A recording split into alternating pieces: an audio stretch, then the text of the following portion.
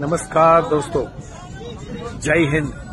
हम लोग अभी है स्पेन बार्सिलोना में और यॉट पार्टी चल रही है। लगभग 100 लोग हमारे यहाँ से टोटल आए हैं। 100 पीपल आर हियर। और खैर आज मैंने स्पेन के लिए, बार्सिलोना या यॉट पार्टी के लिए ये वीडियो नहीं बना रहा हूँ। मैं आज ये वीडियो बना रहा हूँ नेटवर्क मार्केटिंग के ऊपर।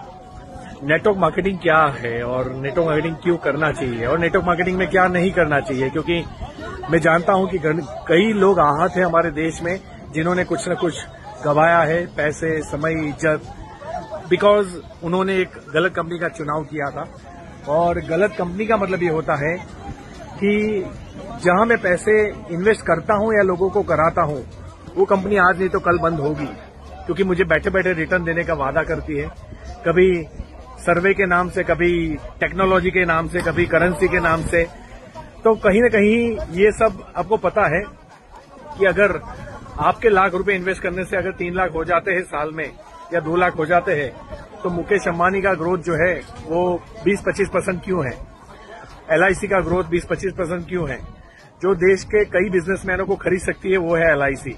मैं आपसे ये कहना चाहता हूं कि जिनके पास पैसा है वो ऐसी जगह पे पैसे क्यों नहीं लगाते, और क्यों वो शॉर्टकट रास्ते दिखाने वाले लोग गरीब लोगों को ढूंढते हैं, आम लोगों को ढूंढते हैं। और पूरे दुनिया में आलसी लोगों की कोई कमी नहीं है। लोग बैठे बैठे पैसा कमाना चाहते हैं और ऐसी कंपनियां उन लोगों से चलती है जो बिना मेहनत पैसे कमाना चाहते हैं।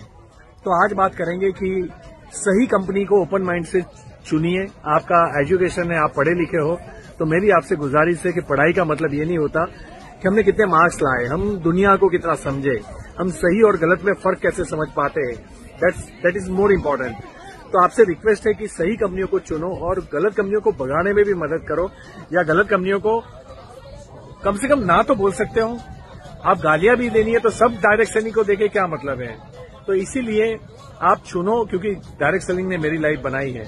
14 to 15 करोड़ रुपीज मैंने अर्न किए हैं। पिछले 7 साल का TDS इनकम टैक्स डिपार्टमेंट का 26 AS मैंने ऑलरेडी फेसबुक के ऊपर डाला हुआ है मेरे अकाउंट में।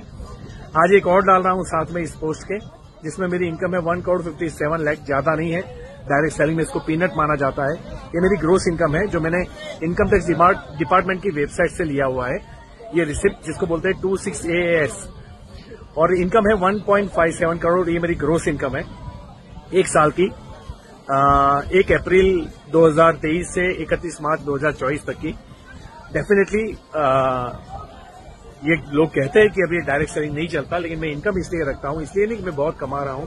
ये कुछ भी नहीं है भाई साहब। मैं तो इस इंडस्ट्री को समझ चुका हूं, घोल के पी चुका हूं, इसलिए मुझे ये पीनट्स भी नहीं लग रहा है। ये बहुत छोटी अमाउंट है। तो ये सिर्फ दिखावे के लिए बात नहीं हो रही है।